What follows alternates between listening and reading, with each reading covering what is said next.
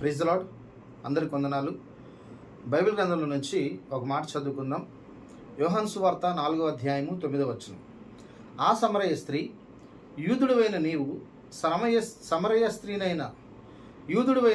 సమరయ స్త్రీనైన నన్ను దాహముని కిమ్మని ఎలాగో అడుగుచున్నావని ఆయనతో చెప్పెను. ఏలయనగా యూదులు సమరయులతో సాంగత్యము చేయరు. ప్రియదేవుని బిడ్డలారా, ఈరోజు ఒక మంచి విషయాన్ని మీ ముందుకు తేవాలని ఆశపడతా ఉన్నాను. అసలు సమరయులు అంటే ఎవరు, యూదులు సమరయులతో ఎందుకు సాంగత్యం చేయరు అనే ఒక విషయాన్ని మీ ముందుకు తేవాలని ఎందుకో ప్రేరణ వచ్చింది. అందుకని ఈరోజు దీని గురించిన వీడియో నేను చేస్తూ ఉన్నాను. ఇప్పుడు మనం చదువుకున్న లేఖన భాగంలో యేసుక్రీస్తు వారు సువార్త చేస్తున్న దినాలు అవి. ఆయన సమరయ పట్టణ సమీపంకి వచ్చినప్పుడు సుకారు అనే ఒక గ్రామానికి వచ్చాడు. ఇదంతా మీ అందరికీ తెలిసిందే. అక్కడ ఒక బావి దగ్గర కూర్చున్నప్పుడు ఆ సమరయ పట్టణస్థురాలైన స్త్రీ అక్కడికి వచ్చినప్పుడు వాళ్ళిద్దరి మధ్యలో కొంచెం సంభాషణ జరిగింది. యేసుక్రీస్తు వారు నాకు దాహానికి నీళ్ళు ఇమ్మని అడిగినప్పుడు సమరయ స్త్రీ అంటా ఉంది, మీరు యూదులు కదయ్యా, సమరయులతో సాంగత్యం చేయరు, నువ్వు నాకు దాహానికి నీళ్ళు ఇమ్మని ఎలా అడుగుచున్నావని సమరయ స్త్రీ యేసుక్రీస్తు అనటం అక్కడ మనం గమనిస్తూ ఉన్నాం. విషయానికి వస్తే ఆ సమరయ స్త్రీ అనిన మాటల్లో ఒక మాటను మనం గమనిస్తే, యూదులు సమరయులతో సాంగత్యం చేయరు కదా అన్న మాటని మనం ఆలోచన చేయాలి. అసలు యూదులు సమరయులతో ఎందుకు సాంగత్యం చేయరు, అసలు ఈ సమరయులు అంటే ఎవరు అనేది ఈరోజు మనం లేఖనాల నుంచి కొంచెం క్షుణ్ణంగా మనం ధ్యానం చేద్దాం. ఇశ్రాయేలు జనాంగాన్ని చాలామంది రాజులు పరిపాలించారు. వాళ్ళల్లో ఒక రాజు ఓమ్రి అనే ఒక రాజు. ఈ సందర్భాన్ని మనం మొదటి రాజుల గ్రంథం 16వ అధ్యాయం 23వ వచనం నుంచి చదివితే, యూదా రాజైన ఆసా ఏలుబడిలో 31వ సంవత్సరమున ఉమ్రి ఇశ్రాయేలు వారికి రాజై 12 సంవత్సరములు ఏలెను. ఆ 12లో 6 సంవత్సరములు అతడు తీర్సాలో ఏలెను. అతడు షేమోరు నొద్ద షోమ్రోను కొండను 4 మనుగుల వెండికి కొనుక్కొని ఆ కొండ మీద పట్టణం ఒకటి కట్టించెను. ఆ కొండ యజమానుడైన షేమోరు అను అతని పేరును బట్టి దాన్ని కట్టించిన పట్టణంకు షోమ్రోను అని పేరు పెట్టాను. ఇక్కడ మనం గమనిస్తే ఉమ్రి అనే అతను షేమోరు అనేది ఆయన దగ్గర ఒక కొండను కొన్నాడట. కొండను కొని ఆ కొండ మీద ఒక పట్టణం కట్టించాడు. ఆ పట్టణానికి దాని యజమానుడైన షోమోరు అనే పేరు మీద షోమ్రోను అనే పేరుని ఆ పట్టణానికి పెడతాం జరిగింది. ఇక్కడ షోమ్రోను అన్న దానికి అర్థం ఏంటంటే కింద సమరయ అన్న మాట మనకి పుట్టినట్లు గమనిస్తాం. అంటే షోమ్రోనుకున్న మరొక పేరు ఏంటంటే సమరయ. ఈ షోమ్రోన్లోనే ప్రవక్త అయిన ఎలీషా కూడా ఉన్నట్లు, అక్కడికి నయమాను వెళ్ళి బాగుపడినట్లుగా మనం 2వ రాజుల గ్రంథం 5వ అధ్యాయంలో మనం గమనిస్తాం. అయితే ఈ విషయానికి వస్తే ఈ ఒమ్రి అనే ఆయన ఆ షోమ్రోను పట్టణాన్ని కట్టించాడు. అది కొండ మీద కట్టబడిన పట్టణం, దానికే సమరయ అనే పేరు.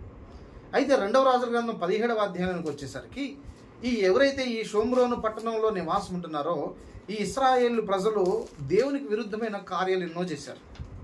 వాళ్ళు ఆ బయలుదేవతల్ని ఆరాధిస్తూ చెట్ల కింద, ప్రతి వృక్షము కింద, పచ్చని వృక్షముల కింద దేవతా స్తంభాలను పెట్టుకొని వాటిని ఆరాధించడమే కాకుండా వాళ్ళ కుమార్తెలను అగ్నిగుండం దాటిస్తూ శకునాలు చూస్తూ ఇట్లా భయంకరమైన పరిస్థితిలోనికి ఇశ్రాయేలు ప్రజలు, ఆ షోమ్రోను పట్టణంలో ఉన్న ప్రజలందరూ దేవునికి విరుద్ధమైన కార్యాలు చేయటం మొదలుపెట్టారు.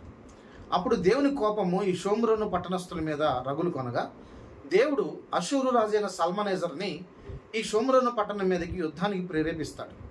అప్పుడు అషూరు రాజైన సల్మనేజరు ఈ షోమ్రోను పట్టణం మీదకి వచ్చి దాన్ని ముట్టడి వేసి షోమ్రోను పట్టణాన్ని తన ఆధీనంలోకి తీసుకున్న తర్వాత ఎవరైతే ఈ షోమ్రోన్లో ఉన్న, అంటే సమరయాలో ఉన్న ప్రజలు ఎవరైతే ఉన్నారో వీరందరినీ దేశాల్లోకి తీసుకెళ్ళి వాళ్ళని, ఈ షోమ్రోను పట్టణస్తులందరినీ ఆయా దేశాల్లో వాళ్ళందరినీ చెరగా తీసుకెళ్ళి అక్కడ పెడతాడు. తర్వాత కాలంలో ఏం జరిగిందంటే, ఈ అషూరు రాజు ఎవరైతే ఉన్నాడో సల్మనేజరు వేరే 5 పట్టణాల నుంచి ప్రజలను తీసుకుని వచ్చి ఈ షోమ్రోను పట్టణంలో పెట్టడం జరిగింది. ఈ మాట 2వ రాజుల గ్రంథం 17వ అధ్యాయం 24వ వచనంలో, అషూరు రాజు బబులోను, కూత, అవ్వ, హామాతు, సెపర్వాయిము అను తన దేశములో నుండి జనులను రప్పించి ఇశ్రాయేలు వారికి మారుగా షోమ్రోను పట్టణంలో ఉంచెను గనుక వారు షోమ్రోను దేశమును స్వతంత్రించుకొని దాని పట్టణములలో కాపురము చేసిరి. ఎప్పుడైతే షోమ్రోను పట్టణంలో ఉన్న ప్రజలను ఎత్తుకొని వెళ్ళాడో కొంతమంది ఇశ్రాయేలు ప్రజలు అక్కడే ఉన్నారు. మిగతా 5 దేశాల ప్రజలని, అంటే బబులోను, కూత, అవ్వ, హమాతు, సెపర్వాయిము అను దేశం నుండి జనులను తీసుకొచ్చి ఇక్కడ మనం గమనిస్తే బబులోను అన్న మాట కూడా ఇక్కడ రాయబడింది. అంటే అషూరీలు బబులోను దేశాన్ని కూడా ఒకనొక సందర్భంలో దాన్ని కూడా జయించి వాళ్ళ వశంలోనే చేసుకున్నారు. కాబట్టి 5 దేశాల్లో ఉన్న ప్రజలను ఆ అషూరు రాజు తీసుకొచ్చి ఈ షోమ్రోను పట్టణంలో పెడతాం జరిగింది. అంటే 5 దేశపు ప్రజలు 5 దేశాల యొక్క దేవతలను ఆరాధించేవాళ్ళు, వివిధమైన దేవతలను ఆరాధించేవాళ్ళు. వివిధమైన కల్చర్స్ అంటే సంస్కృతి, వాళ్ళ ఆచారాలు, కట్టుబాట్లు, రకరకాల వివిధమైన వేరు ఆచారాలు వాళ్ళవన్నీ 5 దేశాల నుంచి వచ్చిన వారు. వీళ్ళందరూ కలిసి ఇప్పుడు షోమ్రోను పట్టణంలో ఉన్నారు. అంటే వీరిని ఏమనొచ్చు అంటే మిశ్రిత జనాంగం అనొచ్చు. ఎప్పుడైతే అషూరరాజు వీళ్ళందరిని తీసుకొచ్చి ఈ షోమ్రోను పట్టణంలో పెట్టారో, వీళ్ళు వాళ్ళ దేశంలో ఏవైతే ఆరాధన చేశారో, ఏ దేవతకైతే వాళ్ళు ఆరాధన చేసుకున్నారో అవే దేవతలను కూడా ఇక్కడ ఆరాధించటం, అలాగే దేవుని మందిరంలోను కూడా వాళ్ళ దేవతా విగ్రహాన్ని దేవుని మందిరంలో పెట్టి పూజించటం వలన దేవుని కోపము ఈ 5 దేశాల ప్రజలు ఎవరైతే షోమ్రోన్లో ఉన్నారో, సమరియాలో ఉన్నారో వాళ్ళ మీదకి దేవుని కోపం వచ్చినప్పుడు దేవుడు సింహాలని ఆ ప్రాంతంలోనికి షోమ్రోన్లోనికి పంపించడం జరుగుతుంది. మీరు ఆ 17వ అధ్యాయము 24 వచ్చి నుంచి మీరు చదువుకోండి తర్వాత. అంటే వీడియో లెంత్ అవుతుంది కాబట్టి నేను రిఫరెన్స్లు చదివించట్లేదు. ఎప్పుడైతే ఆ సింహాలని వాళ్ళ లోటుకి పంపించాడో, ఆ సింహాలు వచ్చి వాళ్ళందరిని చంపేస్తూ ఉన్నప్పుడు షోమ్రోన్లో ఉన్న పెద్దలు, ఆయా దేశాల నుంచి వచ్చిన వారు అషూరు రాజుకి వర్తమానం పంపిస్తారు. ఏమనంటే, ఒకసారి నేను మళ్ళీ చదువుతాను. 25వ వచనం. అయితే వారు కాపురముండను ఆరంభించినప్పుడు యెహోవా యందు భయభక్తులు లేని వారు గనుక యెహోవా వారి మధ్యకు సింహములను పంపెను, అవి వారిలో కొందరిని చంపెను. తమరు పట్టుకొనిన షోమ్రోను పట్టణంలో తాముంచిన జనులకు ఆ దేశపు దేవుని మర్యాద తెలియకున్నది గనుక ఆయన సింహములను పంపించెను. ఇశ్రాయేలు దేవుని మర్యాద వారికి తెలియనందున సింహములు వారిని చంపుచున్నవని వారు అషూరు రాజుతో మనవి చేయగా. అంటే అషూరు రాజుకి ఇన్ఫర్మేషన్ ఇచ్చారు. ఈ షోమ్రోను పట్టణంలో ఉన్న దేవుడిని ఎలా ఆరాధించాలో, ఇక్కడ మర్యాద ఏంటో వీళ్ళందరికీ తెలియదు. అందుకని దేవుడు సింహాలు పంపిస్తే సింహాలు వచ్చి ఇక్కడ వాళ్ళందరినీ చంపేస్తా ఉన్నాయి అని అషూరు రాజుకి వర్తమానం పంపిస్తారు. అప్పుడు ఏం జరుగుతుంది?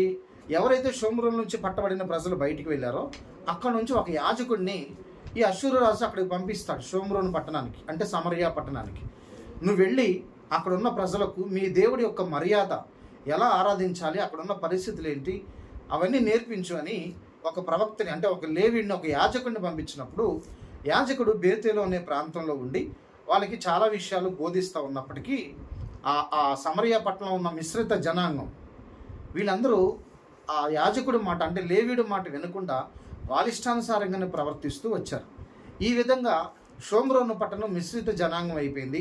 దానిలో ఉన్న ప్రజలందరూ దేవుణ్ణి ఆరాధించకుండా కొంతమంది ఇశ్రాయేలు జనాంగం కూడా ఉన్నారు దాంట్లో. వీళ్ళు కూడా వాళ్ళతో కలిసిపోయి దేవుని యందు భయభక్తులు లేకుండా ఇష్టానుసారంగా ప్రవర్తించటం, పూజలు చేయటం, బయలుదేవతలను ఆరాధించటం, దేవుని మందిరంలో విగ్రహాలు పెట్టడం, అలాగే వాళ్ళ పిల్లల్ని అగ్నిగుండాలు దాటించి సోది చెప్పటం, కర్ణపిచాచి గల వాళ్ళ దగ్గరికి వెళ్ళటం, ఇలాంటి దేవునికి హేయమైన కృత్యములు జరిగించటం వలన షోమ్రోను పట్టణం అంతా చాలా భయంకరంగా మార్చబడింది. ఈ సందర్భంలోనే ఎవరైతే యూదులు ఉన్నారో, ఆ షోమ్రోను పట్టణానికి వెలపట ఎవరైతే యూదులు ఉన్నారో ఇశ్రాయేలు దేశంలో, ఈ కారణాన్ని బట్టి షోమ్రోను పట్టణాన్ని వాళ్ళు అవాయిడ్ చేయటం జరిగింది. ఎందుకంటే ఈ మిశ్రిత జనాంగం అంతా దేవునికి విరుద్ధమైన కార్యాలు చేయటం వలన యూదులందరూ వాళ్ళని అసహ్యించుకున్నారు. అప్పటి నుంచి షోమ్రోను పట్టణంలో ఉన్న వారికి, యూదులకి పడదు. అంటే షోమ్రోన్ అంటే సమరయ. ఈ కొండ మీద కట్టబడిన పట్టణానికి యూదులకి సహవాసం కట్టయిపోయింది. వీళ్ళకి వాళ్ళు బంధాలు, బంధుత్వాలు ఏం లేకుండా కట్టవటం. ఈ కారణాన్ని బట్టి యూదులకి సమరయులకున్న సాంగత్యం చెడిపోయింది. అప్పటి నుంచి వాళ్ళతో వీళ్ళతో వాళ్ళు ఫ్రెండ్షిప్ చేయరు. కాబట్టి మొట్టమొదటిగా మనం గమనించాల్సింది ఏంటంటే, అసలు సమరయులకి యూదులకి ఎందుకు సాంగత్యం లేదంటే కారణం ఇది. అదే మనం యోహాను సువార్త 4వ అధ్యాయంలో సమరయ స్త్రీ అనటం మనం గమనిస్తాం. యూదులు సమరయులతో సాంగత్యం చేయరు కదా అంటే ఏ కారణం చేత అంటే ఈ కారణం చేతనే యూదులు సమరయులతో సాంగత్యం చేయరు. మీరు గమనిస్తే ఇశ్రాయేలు జనాంగం ఎప్పుడైతే బబులోను రాజు అయిన నెబుకద్నెజర్ చెరలోనికి వెళ్ళిపోయారో, మళ్ళీ ఖురేషు కాలంలో వాళ్ళు తిరిగి వచ్చినప్పుడు ఈ ఇశ్రాయేలు జనాంగం మళ్ళీ తిరిగి మందిరాన్ని కట్టుకోవడానికి ప్రారంభిస్తారు. జెరుబ్బాబెలు, యోషువ, హగ్గయి, జకర్యా వీళ్ళ సమయాల్లో యెరూషలేములోనికి వచ్చి తిరిగి మందిరాన్ని కట్టడానికి ప్రయత్నించినప్పుడు ఆ షోమ్రోన్లో ఉన్న ప్రజలు వీళ్ళని అడ్డగించడం జరుగుతుంది. మీరు కనుక గమనిస్తే ఎజ్రా గ్రంథంలో ఆ మాటలు అంటే ఒకసారి నేను మీకు సందర్భం వచ్చింది కాబట్టి ఆ విషయాన్ని కూడా నేను మీకు తెలియపరుస్తాను. ఎజ్రా గ్రంథం 2వ అధ్యాయంలో బబులోను రాజైన నెబుకద్నెజరు చేత బబులోను దేశమునకు చెరగా తీసుకుని పోబడిన వారికి ఆ దేశమందు పుట్టి చెరలో నుంచి విడిపింపబడి యెరూషలేమునకును యూదా దేశమునకును తమ తమ పట్టణములకును పోవునట్లుగా సెలవు పొంది జెరుబ్బాబేలు, యోషువ, నెహెమ్యా, సెరాయ, రెయాల, మొర్దెకై, బిల్షాను, మిస్పెరేతు, బిగ్వయి, రెహీము, బయాల అను వారితో కూడా వచ్చిన వారు ఇశ్రాయేలు యొక్క లెక్క ఇది.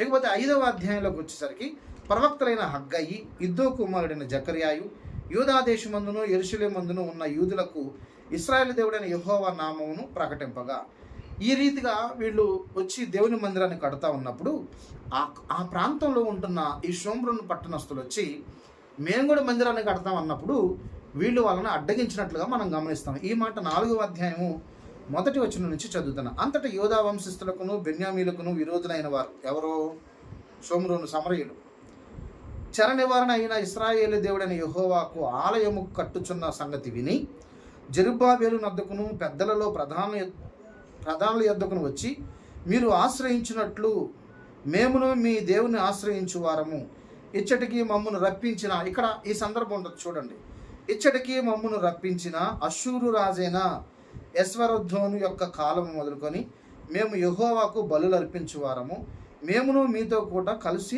కట్టెదము అని చెప్పిరి. ఈ షోమ్రోన్లో ఉన్న ఎవరైతే అష్షూరు రాజు చేత తీసుకొని రాబడ్డారో వీళ్ళు వచ్చి ఈ మందిరాన్ని కట్టేటప్పుడు అంటారు, మేము కూడా మీతో పాటు కలిసి మందిరం కడతాము అని వాళ్ళతో వాదిస్తారు. అష్షూరు రాజు మమ్మల్ని ఇక్కడ తీసుకొచ్చారు, మేము కూడా మీతో పాటు నివాసం ఉన్నాం, మీ దేవుడికి బలులు అర్పించాం అని వాళ్ళు మాట్లాడుతున్న సందర్భం. అప్పుడు వీళ్ళందరూ వాళ్ళతో కలిసి మందిరం కట్టడానికి అడ్డగిస్తారు షోమ్రోన్లో ఉన్న సమరీలో ఉన్న ప్రజలకి. ఎందుకు అడ్డగించారంటే కారణం ఏందంటే నేను చెప్పాను కదా, వాళ్ళందరూ మిశ్రిత జనాంగం, కొంత దేవుని వైపు ఉంటూ కొంత దేవతలను ఆరాధిస్తూ చాలా భయంకరమైన ప్రజలు. అందుకని యూదులు సమరయుల్ని ఈ మందిరం కట్టే విషయంలో కూడా అడ్డగించినప్పుడు వీరు వాళ్ళకి చాలా ఇబ్బంది పెట్టారు. దర్యావేషికి అర్థహస్త రాజుకి లెటర్స్ రాసి వీళ్ళ మీద లేనిపోని మాటలని చెప్పి మందిరం పని జరగకుండా అడ్డగించిన వారు ఈ సమరయులు. కాబట్టి ప్రియమైనటువంటి దేవుని బిడ్డారా, నేను ఈ విషయాన్ని క్లుప్తంగా ముగిస్తూ ఉన్నాను. సమరయుల గురించిన వివరణ ఇది. షోమ్రోను పట్టణం ఉన్న పేరే సమరయ. ఈ సమరయులు యూదులకి వేరుగా జీవించారు, భయంకరమైన విగ్రహారాధన చేశారు, వాళ్ళ పిల్లలు అగ్నిగుండాలు దాటించాడు. దాని కారణాన్ని బట్టే ఈ సమరయులకి యూదులకి సాంగత్యం చేయరు. అదే విషయాన్ని సమరయ స్త్రీ కూడా యేసుక్రీస్తు వారితో పంచుకోవడం జరిగింది. అందరికీ వందనాలు. Praise the lord.